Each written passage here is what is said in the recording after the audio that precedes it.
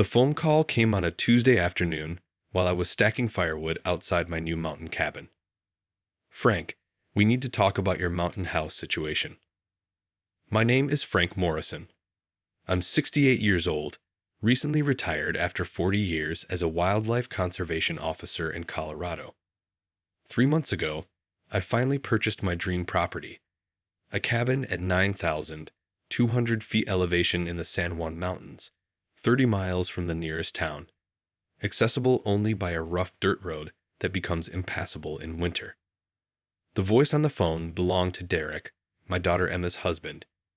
He was 36, worked in finance, and had visited my cabin exactly once, for 2 hours on a perfect summer afternoon. What situation, Derek? My parents are retiring. They need a place to live. Your cabin is perfect. You should give it to them. I stopped stacking wood. Give them my cabin. Well, not give, but let them live there. You're one person. They're a couple. You can stay in your Denver apartment. Derek, I bought this cabin 3 months ago. I sold my house to afford it. This is my retirement dream. Right, but you're being selfish. My parents worked hard their whole lives. They deserve a mountain retreat. You can retire anywhere. So can they. Frank, don't be difficult. My parents are coming to see the property this weekend. Pack up your personal stuff and head back to Denver by Friday. Derek. This is happening. Emma agrees with me. Family helps family. He hung up. I stood holding my phone, looking out at the wilderness I'd worked 40 years to afford. Aspen groves turning gold in the September sun. Rocky peaks rising above timberline. Elk grazing in the meadow below my cabin. This wasn't just a house. It was my life's work, my earned solitude, my connection to the wild places I'd protected my entire career. And Derek thought he could just take it. I made 3 phone calls that evening.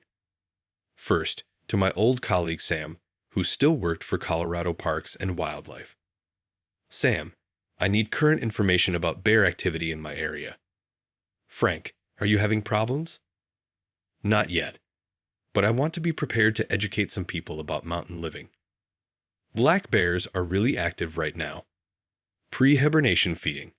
They're bold, getting into everything. We've had reports of bears breaking into cabins, cars, even tearing down bird feeders. What's the protocol for deterring them? Remove all attractants. Secure trash. Don't leave food out. But Frank, if you're trying to teach someone a lesson about wilderness, just providing realistic education about mountain ecosystems. My second call went to Tom, a friend who ran an outdoor supply company. Tom, do you still have those wildlife tracking molds? The ones that make realistic animal prints. Bear, mountain lion, elk, you name it. What are you planning? An educational demonstration about predator awareness. That sounds ominous. Just thorough. My third call was to the local internet provider. Hi, I need to cancel my satellite internet service temporarily. Say, 2 weeks starting this Friday. Is there a problem with the service? No problem. Just going to be away. Don't want to pay for service I'm not using. I spent the next few days preparing. Not leaving, preparing. First, I reviewed the cabin's limitations. No cell service within 20 miles. The satellite internet would be disconnected Friday morning. The only phone was a landline that worked intermittently. The nearest neighbor was 12 miles away by Rough Mountain Road. Water came from a well that required manual priming when the power went out. Power itself was unreliable. The lines ran through miles of forest where falling trees caused frequent outages. Heat came from a wood stove that required constant feeding and proper technique to operate safely. The cabin had 2 bedrooms, a small kitchen, a bathroom with a composting toilet, and a living room with windows facing the wilderness. 900 square feet of rustic simplicity that I'd spent 3 months learning to live in comfortably. But for city people expecting luxury, it would be educational. Second, I set up Tom's wildlife tracking molds around the property. Bear prints leading from the woods to the cabin, mountain lion tracks near the outhouse, fresh-looking prints in the soft dirt near the woodpile and trash area.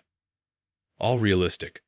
All based on actual animal behavior in this area, just strategically placed for maximum educational impact.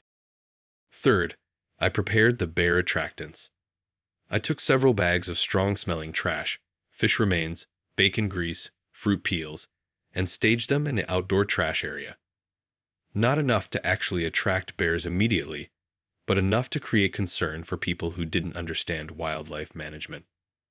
Fourth, I programmed my wildlife camera, standard equipment I'd used for years in my conservation work, to activate with motion near the cabin. I positioned it to capture the area where I'd placed the bear tracks. Finally, I created an information binder headed Mountain Living. Essential safety information.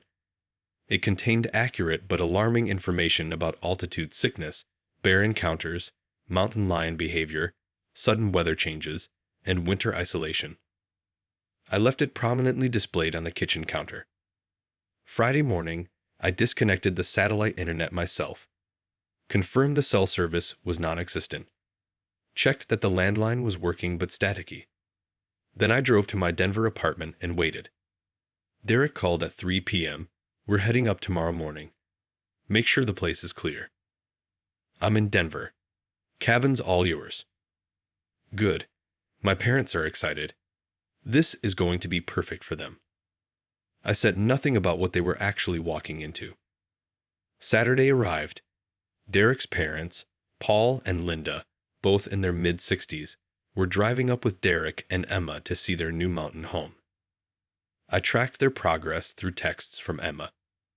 2:15 p.m. Finally on the mountain road. This is really rough. 2:47 p.m. Dad's car bottomed out twice. Are you sure this is the right road? 3:23 p.m. We made it.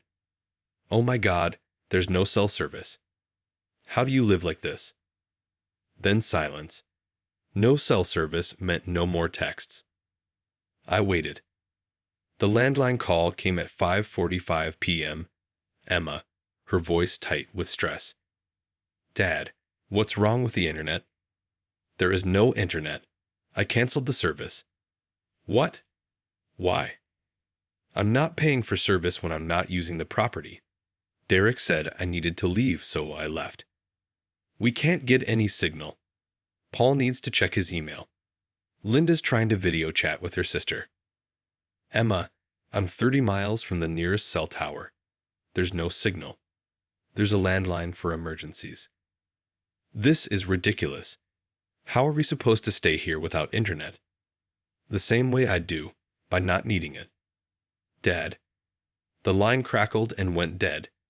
Typical for the mountain landline during afternoon thunderstorms. I made dinner in my Denver apartment and watched the weather radar. A storm system was moving through the San Juans. Not dangerous, but dramatic for people unused to mountain weather. At 8:30 p.m., the landline rang again, Derek this time. Frank, your cabin has problems. Serious problems. What kind of problems? There are bear tracks everywhere. Fresh ones. Around the trash, near the doors, by the woodpile. That's normal. You're living in bear habitat. Normal? There are massive paw prints. Linda's terrified. Did you see a bear? No, but the tracks are fresh. And there are mountain lion prints near the outhouse. Mountain lions live here too. I told you this was wilderness property. You didn't tell us we'd be surrounded by predators. Derek, you're in the Rocky Mountains at 9,200 feet. What did you expect? Suburban deer? We need you to come deal with this. Deal with what? Wildlife being wild? That's literally the point of living in the mountains. The trash area smells terrible, like rotting food. Won't that attract more bears? You're supposed to secure trash in the bear-proof container. It's labeled. There's a bear-proof container. Yes, Derek. The large metal box by the shed, clearly marked. Did you read the information binder I left? Silence. There's an information binder. On the kitchen counter. Blue cover. Titled Mountain Living. Essential safety information. It has everything you need to know. We didn't see it. Then I suggest you find it and read it, cover to cover. I hung up.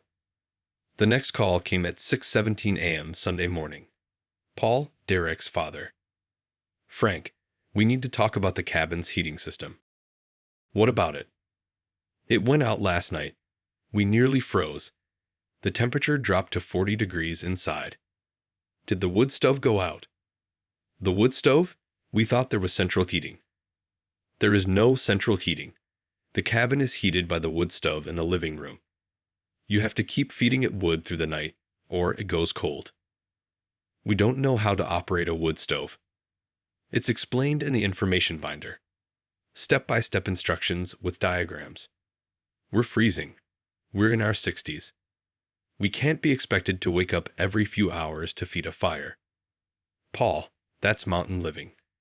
The cabin is designed for someone who understands rustic conditions.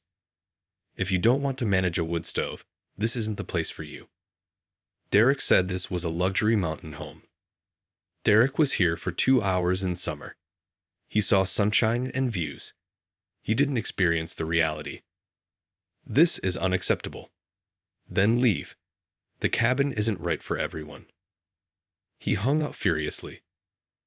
At 9:30 a.m., Emma called. She sounded exhausted. Dad, this isn't working. Linda barely slept. She kept hearing noises outside. What kind of noises? Scratching. Rustling. Footsteps. She's convinced bears are trying to get in. Did anyone actually see a bear? No, but the tracks are probably from yesterday or earlier. Bears are active at dawn and dusk. If you secure your trash and don't leave food out, they'll leave you alone. Dad, be honest. How dangerous is it really? Emma, I lived there for 3 months without incident. I saw bears from a distance twice. I saw a mountain lion once at dusk, 100 yards away. Both times, the animals moved away when they sensed me. Wildlife avoids humans unless you do something stupid, like leave food accessible. Paul and Linda think it's too dangerous. Then they should find somewhere else to retire. Derek's really angry. He says you sabotaged this on purpose. I provided a cabin exactly as it is. If Derek misrepresented it to his parents, that's on him. She was quiet for a moment. Did you really cancel the internet just because you weren't using it? Emma, do you think I should pay for service for people who announced they were taking my home? When you put it that way, I bought this cabin with my retirement savings. I sold my house to afford it. Derek called and told me to pack my bags so his parents could move in. I didn't refuse. I just didn't make it easier. This is going to cause family problems. Derek caused family problems when he demanded my home. I just let reality teach the lesson I couldn't. Around noon, my wildlife camera sent an alert to my phone. I pulled up the footage. Derek and Paul were examining the bear tracks near the woodpile. Linda stood on the porch, refusing to come down. Emma was reading from the information binder, looking increasingly alarmed. The tracks looked perfectly real, because they were based on real bear tracks, just placed strategically. At 2:15 p.m., another storm rolled through. I checked the weather radar. Heavy rain, some hail, dramatic lightning. Normal for September in the San Juans, but impressive if you weren't used to mountain weather. The landline rang at 2:47 p.m., Linda this time, nearly hysterical. The storm. The thunder is shaking the cabin. The power went out. That's normal. Mountain storms are intense.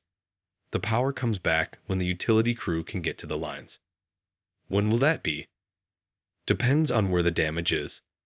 Sometimes hours, sometimes days. Days? We can't live without power for days. You can if you know how. There's a propane camp stove for cooking, flashlights and oil lamps for light, and the wood stove for heat. Instructions are all in the binder. I can't live like this. I have a CPAP machine. I need electricity. There's a generator in the shed. The manual says it needs to be primed and started properly. Or you could drive down to town and stay in a hotel until the power comes back. Town is 30 miles away. The road is terrible in the rain. Yes, it is. That's why I keep emergency supplies on hand and know how to live without power. She hung up sobbing. I felt a twinge of something, not quite guilt, more like awareness that I was teaching very harsh lessons to people who'd made a mistake in judgment. But then I remembered Derek's call, "Pack your bags." This is happening. My parents need your house more than you. No asking, no negotiating, just taking. The lessons needed to be harsh. At 5:00 p.m., Derek called. His voice had changed from angry to defeated. "Frank, we're leaving tomorrow morning." "Okay." "My parents can't handle this. The altitude is making them sick. Linda has a headache and nausea. Paul's exhausted from lack of sleep. The bears, the weather, no internet, no reliable power. It's too much. Mountain living isn't for everyone. You set us up. You knew this would happen." I knew that a cabin at 9,200 feet, 30 miles from town, with wood heat and unreliable power wouldn't suit city people who'd never experienced wilderness living. Yes. You could have warned us. Derek, you told me to pack my bags and leave by Friday. You didn't ask about the cabin's limitations. You didn't visit in winter or during storms. You saw 2 hours of perfect summer weather and decided you knew everything. My parents are devastated. They thought they'd found their dream retirement home. Their dream was based on fantasy, not reality. Better they learn now than after moving in. We're not coming back. Ever. That's probably wise. Monday morning, I drove back up to the cabin. The storm had passed, leaving the mountains washed clean and brilliantly clear. The cabin was unlocked but empty. They'd left in a hurry, trash not properly secured, wood stove not cleaned out, beds unmade. I spent 2 hours cleaning up, then walked around the property. Found the wildlife tracking molds in the shed where I'd stored them. Removed the staged trash bags. Reset everything to normal. The real bear tracks I found near the property line, fresh ones from that morning, reminded me that I hadn't exaggerated the wildlife situation, just made it more visible. I reopened my satellite internet account. Within 3 hours, I was back online. That evening, sitting on my porch with coffee, watching elk graze in the valley below, I got a text from Emma. Paul and Linda are back in Denver. They're staying with Derek and me while they look for a regular retirement home. Linda says she never wants to see another mountain. I texted back, "Sorry it didn't work out." "Are you though?" I thought about it. I'm sorry they had a rough weekend. I'm not sorry I protected my home. Derek's not speaking to me because I said you had a right to keep your own cabin. He'll get over it. Would he? That was the real question. A week passed. I settled back into my mountain routine, chopping wood, hiking, watching wildlife, reading by the wood stove in the evenings. The solitude I'd worked 40 years to achieve. Emma called one evening. "Dad, can I come visit? Just me." Of course. She arrived on a Saturday morning, driving carefully up the rough road in her Subaru. "I can see why Paul's BMW had trouble," she said, climbing out. "This road is brutal. It's worse in spring with snowmelt, impassable in winter." We spent the morning hiking. I showed her the real bear prints I'd found, pointed out where mountain lions lived, explained how to tell fresh scat from old. "You really do know this wilderness," she said. "I spent 40 years studying it, protecting it, teaching people about it. This isn't a vacation home to me. It's where I belong." Derek didn't understand that. Derek saw a pretty view and made assumptions. Over lunch, Emma asked the question she'd been building up to. Did you sabotage their visit? I considered lying, decided against it. I removed barriers that would have hidden the reality. Canceled the internet they wouldn't have needed if they'd understood mountain living. Made sure they noticed the wildlife signs they should have been aware of anyway. Ensured they experienced typical weather and powered issues. But you didn't make it easier. No, I didn't. They announced they were taking my home. I let them discover why that was a bad idea. That's pretty cold, Dad. You think so? What would you have done? Just given up your dream because someone else decided they wanted it. She was quiet for a long time, watching a hawk circle overhead. Probably not, she admitted finally, but I'd feel guilty about it. I do feel guilty.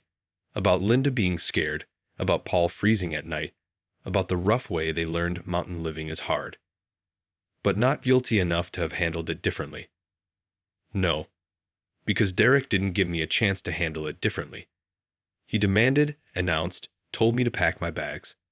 What was I supposed to do? Meekly comply. You could have explained the cabin's limitations before they came. You're right.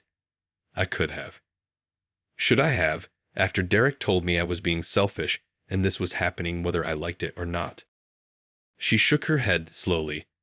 When you put it that way, no. He needed to learn. They all did. Now they have. That afternoon, Emma tried her phone. No service. Tried to check email. No internet. Watched the wood stove go cold and felt the temperature drop. This really is isolated, she said. It's freedom. But freedom has costs. How do you handle emergencies? Carefully. There's a satellite phone for real emergencies, a first aid kit, enough food and firewood to last through a month of isolation. But mostly, I handle emergencies by being prepared and aware. And if you get hurt? Sick. Then I'm in trouble. That's the reality of remote living. It's not for everyone. It's not for Paul and Linda. No, it's not. That evening, we restarted the wood stove together. I taught Emma how to stack wood properly, how to control airflow, how to keep a fire going overnight. This is work, she said, sweating despite the cool evening. It is. That's why people pay for central heating. Convenience has value. So does self-sufficiency. Derek thought you had both. Derek spent 2 hours here in perfect weather. He saw what he wanted to see. Before Emma left the next morning, she hugged me on the porch. I get it now, Dad. Why you fought for this. It's not just a house. It's your life. Exactly. Derek's going to stay mad for a while. I know. Was it worth it? I looked out at the mountains, the aspens blazing gold, the elk moving through the meadow. Yes. 2 months passed. Paul and Linda found a retirement condo in Denver. Paul sent me a brief email. No hard feelings. The mountain wasn't for us. Hope you're enjoying it. I appreciated the gesture. Derek didn't contact me at all. According to Emma, he told his parents I'd tricked them and sabotaged their mountain dream. Emma's version was closer to the truth. Dad let them experience reality without sugarcoating it. They made an uninformed decision. He just didn't prevent them from experiencing the consequences. Winter arrived early in the San Juans. By November, snow was 3 feet deep. The road became impassable. I was cut off from the outside world except for satellite phone and internet. This was my dream, complete solitude. Just me, the wilderness, and the wildlife I dedicated my life to protecting. On Thanksgiving, Emma sent me a message via satellite. Derek's family is here for dinner. He asked about you. I think he's starting to understand why you couldn't just give away your cabin. Maybe not ready to apologize yet, but understanding. Understanding was a start. Party came. I spent it alone, which was exactly what I wanted. Watched a mountain lion walk past my cabin on party morning. Saw a herd of elk bed down in the protected valley. Made myself a proper dinner and felt grateful for everything I had. In March, As the snow began to melt and the road became passable again, Derek called. Frank, can we talk? Of course. I owe you an apology. A real one. I had no right to tell you to leave your own cabin. No right to give it to my parents without asking. No right to assume you'd just comply with what I wanted. Accepted. Emma says you made their visit difficult on purpose. I removed conveniences I would have extended to welcome guests. I didn't extend those conveniences to people who announced they were taking my home. That's fair. I was an entitled ass. You were, but you're calling now. That takes character. My parents don't blame you. They realized the cabin would have been a nightmare for them, even if you'd made everything easy. They're happy with their condo. I'm glad they found something that works. Can I come visit sometime? Actually learn about mountain living instead of just assuming I know. I'd like that. Derek came in June. Just him. No Emma. No parents. He hiked with me, learned to split wood, operate the stove, and manage without internet. This is work, he said, echoing Emma. Real work. I thought you were just relaxing up here. I'm working harder than I did at my job, but it's satisfying work. I get it now. Why you couldn't just walk away. On his last evening, we sat on the porch watching the sunset. A bear appeared at the tree line, 2 cubs following. Derek tensed. Is that dangerous? Only if we do something stupid. Stay calm. Don't move suddenly. Let them do their thing. The bears foraged for half an hour, then ambled back into the forest. Those tracks we saw, Derek said slowly, last September, when we first came, were those real? Based on real tracks, but strategically placed. You manipulated us. I educated you. There's a difference. Is there? Derek, you told me this was happening. You didn't ask. Didn't negotiate. Didn't consider my rights or feelings. I could have called the police and had you removed as trespassers. Instead, I let nature teach you what words wouldn't, which was kinder. He thought about it. The nature lesson. But it didn't feel kind at the time. The best lessons rarely do. After Derek left, I received an unexpected letter from Paul and Linda. Frank, we wanted to write and properly thank you. Not for the cabin, we know that's yours, but for not simply refusing us. If you just said no to Derek, we would have resented you forever, never understanding why. By letting us experience the reality, you taught us something we needed to learn, that dreams require research, preparation, and honest assessment of our capabilities. We retired to a beautiful condo in Denver. We hike in managed parks. We visit the mountains, but don't try to live in them. This is perfect for us, but we only discovered that by learning what we couldn't handle. Thank you for that difficult lesson. Warmly, Paul and Linda. I put the letter on my desk next to Emma's photos and Derek's apology email. 5 years after buying the cabin, I'm still here. Emma visits twice a year. Derek comes once, usually in summer. Paul and Linda sent me a party card last year with a photo of them hiking in a state park. The cabin is exactly what I wanted. Hard work, beautiful isolation, constant awareness of weather, wildlife, and my own limitations. Not everyone understands this life. Most people couldn't handle it. That's okay. This cabin isn't for most people. It's for me, because I earned it. I understand it. I respect it. And I protected it when someone tried to take it. Not with lawyers or police, but with reality, the most effective teacher in the mountains. Sometimes the best way to defend what's yours is simply to let people experience why they didn't want it in the first place.